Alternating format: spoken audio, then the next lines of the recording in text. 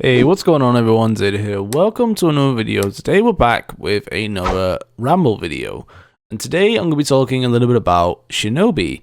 Now, I've noticed in the comments down below that a lot of you guys have been talking about Shinobi and how he needs a rework and why is Shinobi not getting rework? Why is he not even being considered for a rework? And today I just want to talk a little bit about my opinion on the idea of Shinobi being reworked.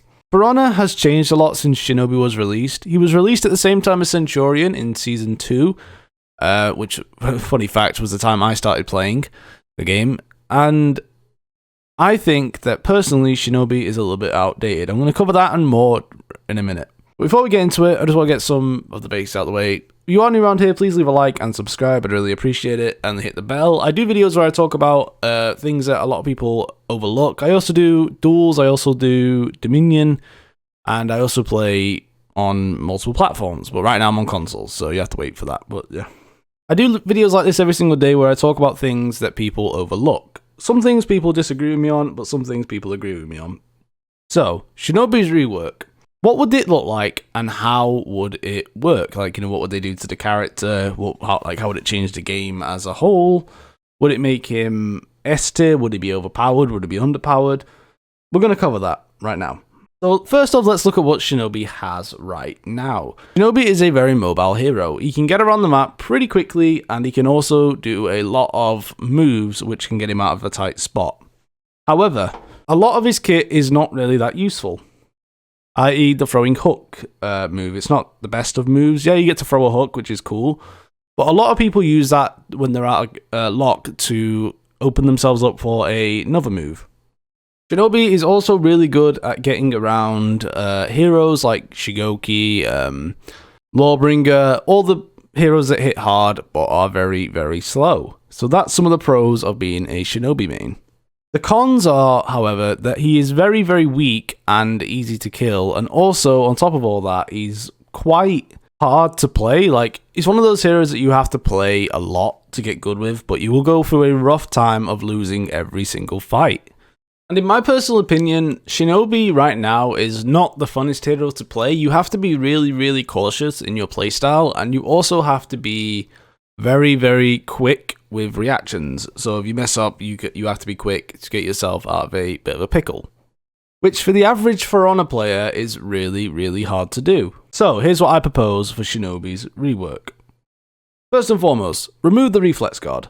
Let's face it guys, reflex guard is outdated and even the devs haven't really used it recently. Like, they've made no heroes with reflex guards. Like, look, like the last, 5-6 heroes, they've all had normal guards. So they need to remove reflex guards to make it more, everyone's on the same page. Next, they need to slow Shinobi down to kind of accommodate all these buffs that I'm about to mention for the character. His health pool should go up a little bit. Just a little bit, because his health is still quite low, despite him being, I know he's an assassin, but his health needs to just be a tad bit higher, I think, in my opinion. Next, Shinobi needs one really good move, what most players are going to be going for. So, since based off of what they've made the character, they've made it so where you want him to be ranged based. So maybe make it so where, how about this, when Shinobi has stamina and you don't have stamina, Shinobi's throw attacks, the throwing ones, are unblockable when you're out of stamina. And maybe make it so where the guard break, like when he pulls you in, is also like you have to dodge it. So if you don't dodge it, it will catch you and pull you in. We've only got one character that's stamina based in this game, and I feel like it'd be fun if Shinobi also was a stamina based Punisher.